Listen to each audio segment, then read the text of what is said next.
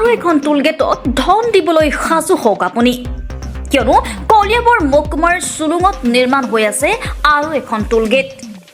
নগাঁও জিলাৰ কলিয়াবৰ হৈ আপুনি যদি তেজপুৰ বা উত্তৰ পাৰলৈ যাব খুজিছে তেন্তে সাজু হওক অধিক ধন ভৰিবলৈ ব্ৰহ্মপুত্ৰৰ ওপৰৰ দ্বিতীয়খন নতুন দলঙৰ নিৰ্মাণৰ নামত ধন সংগ্ৰহৰ বাবে নিৰ্মাণ হৈ উঠিছে টোলগেটখন হয়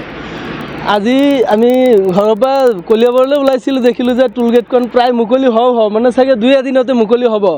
গতিকে চৰকাৰে এইটো কি কৰি আছে আমি মানে বুজিবলৈ পোৱা নাই নতুন বছৰত এই বিহুৰ বতৰত চাগে ৰাইজক এইখন উপহাৰে দিছে নেকি চৰকাৰে গতিকে আমি চৰকাৰলৈ এটাই আহ্বান জনাইছোঁ যে এই চোৰাংচোৱাভাৱে নহয় ৰাতিৰ আন্ধাৰত নহয় যদি টোলগেট মুকলি কৰাৰ হক আছে তেতিয়াহ'লে দিনৰ পোহৰত ৰাইজৰ লগত আমাৰ কলিয়াবৰ ৰাইজৰ লগত বুজাবুজি কৰি দল সংগঠনৰ লগত বুজাবুজি কৰি তেওঁলোকে এইটো মুকলি কৰিব লাগিছিলে কিন্তু কৰা নাই আমি ৰাইজ হিচাপে কৈ আছোঁ যে আমাৰ এই টোলগেটৰ কোনো প্ৰয়োজন নাই আমি ঘৰৰ পৰা ওলাই আহোঁতে যদি 3 কিলোমিটাৰ 2 কিলোমিটাৰ পিছতে যদি এটা টোলগেট পাওঁ তেতিয়াহ'লে আমি গুৱাহাটী যাবলৈ বা উজনি অসমলৈ যাবলৈ আমাৰ কিমানখন টোলগেট পাম আৰু কিমান আমি টোল টেক্স ভৰিব লাগিব গতিকে চৰকাৰে কৈছে আপোনালোকে উন্নয়নৰ ৰাজনীতি কৰক আপোনালোকে এই টোল টেক্সৰ এই ৰাজনীতি নকৰিব ৰাইজক জ্বলাকুল খুওৱাৰ এই ৰাজনীতি আপোনালোকে নকৰিব চৰকাৰক আমি নগাঁও জিলাত এতিয়া 2খন টোলগেট হ'ব এখন হয় কি ক'ব এইটোৱে এতিয়া চৰকাৰে মানুহক এফালে উন্নয়নৰ ৰাজনীতিৰ কথা কয় আৰু একফালে চৰকাৰে ৰাইজক কেনেকৈ লুটিব সেই ব্যৱস্থা চৰকাৰে কৰি আছে সংগোপনে কৰি আছে গতিকে আমি চৰকাৰক আহ্বান জনাইছোঁ আমাৰ এনেকুৱা উন্নয়ন আমাক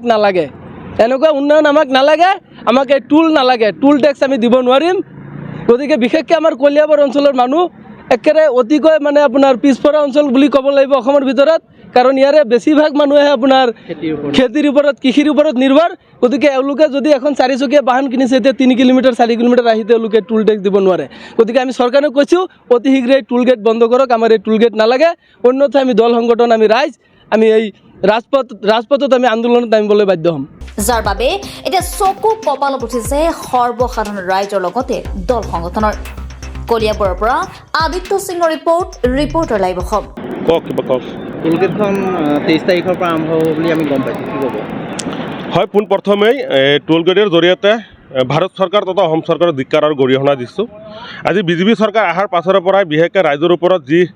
মানে জ্বলাখোলা খুৱাইছে আপোনাৰ বিভিন্ন ধৰণৰ টোলগেটৰ জৰিয়তে হওক টেক্সৰ জৰিয়তে হওক মানুহক হাৰাশাস্তি কৰি আছে এই টোলগেটটো কোনো প্ৰয়োজন নাছিলে আপোনাৰ টোলগেট যেতিয়া নেকি স্থাপন কৰিব বুলি আধাৰশিলা কৰিছিলে বা আৰম্ভণি কৰিছিলে তেতিয়াই কিন্তু আমি দল সংগঠনৰ ফালৰ পৰা বিভিন্ন দল সংগঠনে ইয়াৰ প্ৰতিবাদ কৰিছে ইয়াত টোলগেট হ'ব নালাগে তাৰ পাছতো টোলগেটটো স্থাপন কৰিছিলে আমি বিভিন্ন ধৰণে আপোনালোকৰ জৰিয়তে 4-5 বাৰ ইয়াত ধৰ্ণা কাৰ্যসূচী ৰূপায়ণ কৰিছোঁ প্ৰতিবাদ কৰিছোঁ পাছত আলোচনাৰ মাধ্যমত এই টোলগেটটো বন্ধ হোৱা বুলি আমি গম পাইছিলোঁ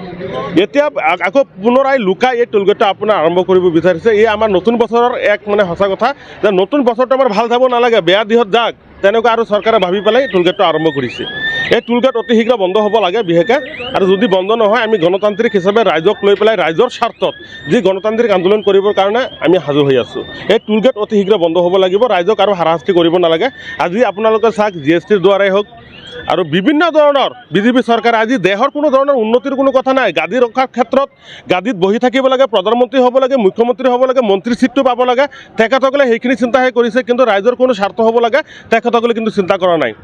আজি আমি ৰাইজে বনাই দিয়া ৰাইজৰ চৰকাৰ ৰাইজৰ মতে চলিব লাগিব ৰাইজৰ সুবিধা মতে চলিব লাগিব আজি চৰকাৰে তেখেতসকলে গাদী ৰক্ষাৰ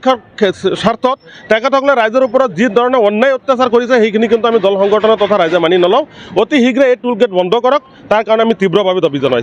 এখন কেতিয়াৰ পৰা মুকলি হ'ব বা কেই তাৰিখৰ মুকলি হ'ব গম পাইছে নেকি আমি একো গম পোৱা নাই কোনো ধৰণৰ নটিচ জাৰি কৰা নাই কোনো ধৰণৰ আগজাননী দিয়া নাই আপোনাৰ বিশেষকৈ আপোনাৰ সঁচা কথা একদম আপোনাৰ লুকাই তেখেতসকলে কাম কৰিছে এইটো কিন্তু সঁচা কথা ভাৰতবৰ্ষৰ জাতিৰ কাৰণে কাম কৰা নাই অসমৰ জাতিৰ কাৰণে কাম কৰা নাই এইটো গুজৰাটী মানুহৰ কাৰণে কাম কৰিছে আপোনাৰ বিদেশী মানুহৰ কাৰণে কাম কৰিছে আমাৰ ৰাইজক স্থলীয় ৰাইজক আপোনাক হাৰাশাস্তি কৰিবৰ কাৰণে তেখেতসকলে চেষ্টা কৰি আছে এইখিনি কিন্তু আমি কোনো পদ্য মানি নলওঁ অতি শীঘ্ৰে এই টোলগেট বন্ধ হ'ব লাগিব এক কথা ৰিপৰ্টাৰ লাইভ অসম